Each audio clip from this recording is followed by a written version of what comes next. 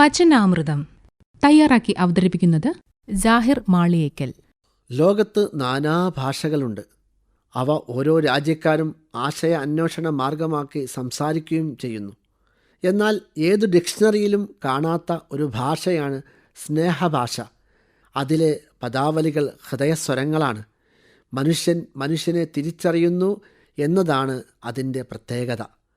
ഹൃദയങ്ങളിൽ നിന്ന് സ്ഫുരിച്ചു വരുന്ന ഉത്കൃഷ്ട വിളിയാളമാണത്.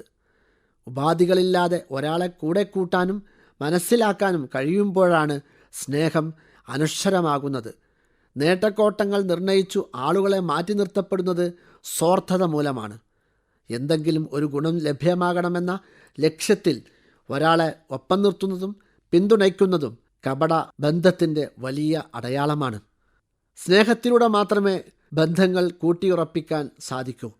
കൊടുത്താൽ മാത്രം തിരിച്ചു കിട്ടുന്ന വലിയ ധർമ്മമാണത്. എത്രത്തോളം നാം പകർന്നു നൽകുന്നുണ്ടോ അത്രത്തോളം തന്നിലേക്ക് തിരിച്ചു കിട്ടുന്ന വലിയ അനുഭൂതിയാണത്.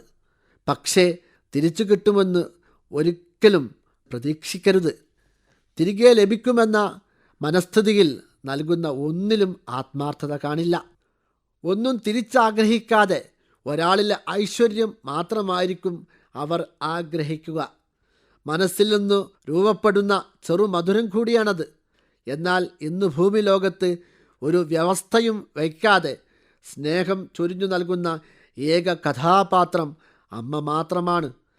ഒരു ഗുണവും തിരിച്ചു പ്രതീക്ഷിക്കാത്ത സ്നേഹാക്ഷരമാണമ്മ. സ്നേഹം നിർഗളിച്ചു വരുന്നത് അമ്മയിൽ നിന്ന് മാത്രമാണ്.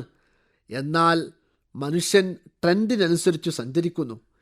ബന്ധങ്ങൾക്കു യാതൊരു വിലയും കൽപ്പിക്കുന്നില്ല. ലാഭനഷ്ടങ്ങളില്ലാത്ത ഒരു ആത്മത്യാഗമാണത്. അന്വേഷണമാണ് അതിൻ്റെ പരിസരം. കൺമുന്നിൽ കാണാതിരിക്കുമ്പോൾ ചോദിച്ചറിയുന്നതാണ് അതിൻ്റെ ആദ്യ സമവാക്യം. ആരെയും കീഴടക്കാൻ സാധിക്കുന്ന വലിയ ആയുധമാണത്. വിദ്വേഷം കൊണ്ട് പരസ്പരം അകൽച്ചയുണ്ടാക്കാനല്ലാതെ അടുപ്പം സൃഷ്ടിക്കാൻ കഴിഞ്ഞിട്ടില്ല. അപരന് കുടനിവർത്താനും ആശയറ്റവന് ചിറകാകുവാനും കഴിഞ്ഞാൽ മനോഹരമായ കർത്തവ്യമാണ് നാം നിർവഹിച്ചതെന്ന് പറയാം. കലഹങ്ങൾ കൊണ്ട് ദുരിതങ്ങളെ ഉണ്ടായിട്ടുള്ളൂ.